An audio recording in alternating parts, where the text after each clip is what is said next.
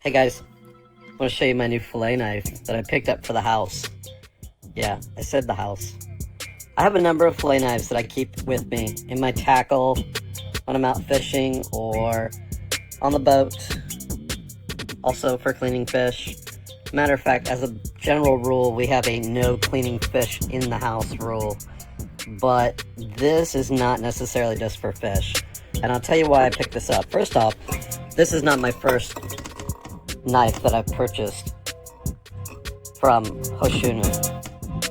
These are the black paca wood handles. All these handles are the same as far as their material, their quality, their craftsmanship. They're just a beautiful set of knives. I've been slowly acquiring each one of the knives they have in this paca wood. I love the fact that it fits in my hands so nicely.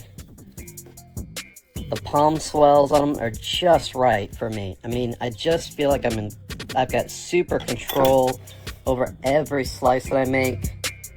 But I gotta tell you, the reason why you want to have a fine fillet knife for the house is because if you're breaking down any kind of briskets or any kind of whole meats, a fillet knife is your best friend.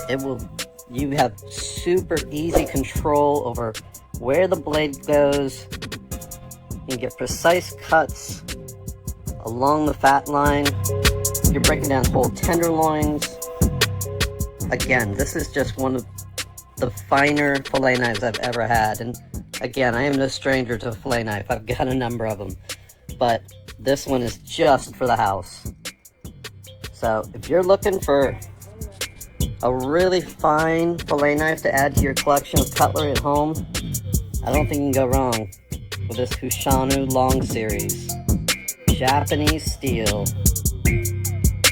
ultra sharp knife. This thing is